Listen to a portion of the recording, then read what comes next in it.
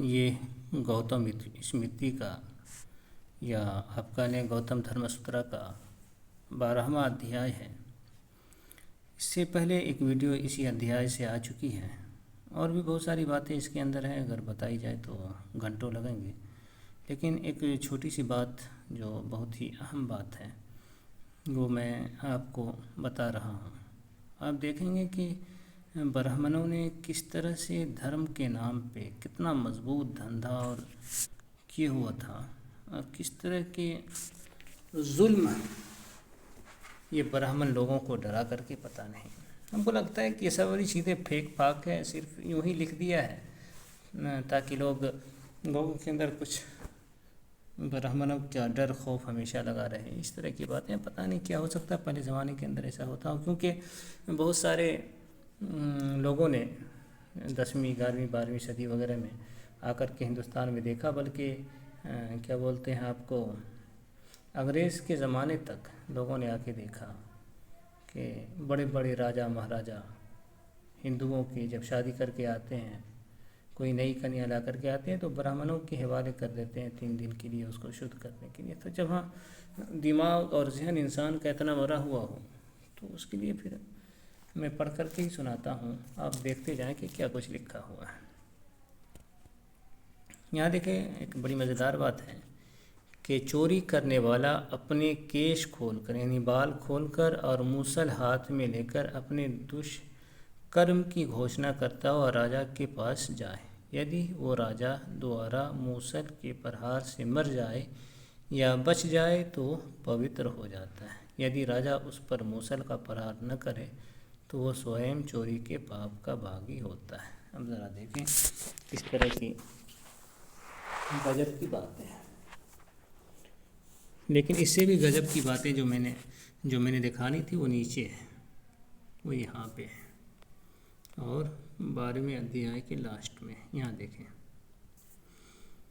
ब्राह्मण के लिए शारीरिक दंड का विधान नहीं है, और ये सभी धार्मिक पुस्तकों के अंदर है कि ब्राह्मण को जिस्मानी सज़ा, जिसको शारीरिक दंड बोलते हैं, तो शारीरिक दंड का विधान, जिस्मानी सज़ा का कोई कानून हिंदू धर्म में नहीं है। ब्राह्मण को जिस्मानी सज़ा नहीं दी जा सकती है, चाहे वो कुछ भी कर दे, राजा का वध कर दे या किसी का वध कर दे।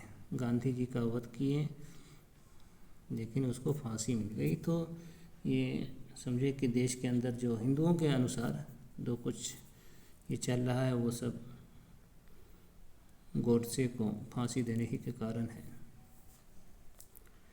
आगे लिखा है कि राजा उसे दुष्कर्म से हटाए, यानी बुरा कर रहा है, कोई चोरी कर रहा है, चोरी की आदत है, तो राजा कोशिश करे उसको समझाए कि भाई चोरी ना करो, सज़ा नहीं देना है, बाकी को तो जान से भी मार सकते हैं। उसके अपराध की उद्घोषणा करे, ठीक, उसे देश निकाल दे, यानी बहुत ज़्यादा कह रहा है, बात ही नहीं मान रहा है, सरेआम बलात्कार कर रहा है, इस तरह की चीज़ें कर रहा है, धंधा बनाए हुआ है, एकदम पूरा आतंक मचाया हुआ है, तो राजा फिर ऐसी सूरत में उसको कहे कि भाई तुम यहाँ से निकल जाओ, लेकिन राजा उसको सज़ा नहीं दे सकता है। और देखिए कितना मज़ा किया है, मज़ा लिए, मतलब जो है मजाक बनाया है लोगों का। आगे लिखा है कि और उसके शरीर पर अपराधी के चिन्ह बनवा दे, निशान बना दे, बस हो गया।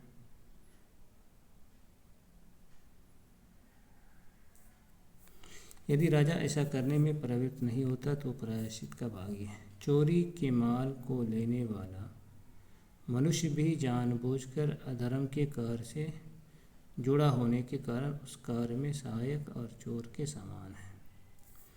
ये बात जो थोड़ी सी ठीक ठाक है, तो इसी पुस्तक के अंदर है, बाकी तो कहीं भी आपको इस तरह का कानून नहीं मिलेगा। अपराधी पुरुष की शक्ति अपराध और अनुबंध को जानकर अथवा वेद शास्त्र आदि को जानने वाले के कथन से जानकारी प्राप्त करके राजा उसके लिए दंड का विधान करे। तो यहाँ भी ये बात आई गई कि राजा जो कुछ भी करेगा वो जो भी शास्त्र के अंदर है, जो ब्राह्मण बताए उसी के अनुसार चले, ऐसा ही राजा करेगा। राजा अपनी बुद्धि से कुछ नहीं कर सकता है। या फिर देखिए 13वें अध्याय के अंदर भी बहुत सारे तरीक़े बताए गए हैं कि जैसे विवाद में झूठ और सत्य का निर्णय साक्षी के अधीन है, साक्षी कई होते हैं, तो इस तरह की बातें आप देख सकते हैं।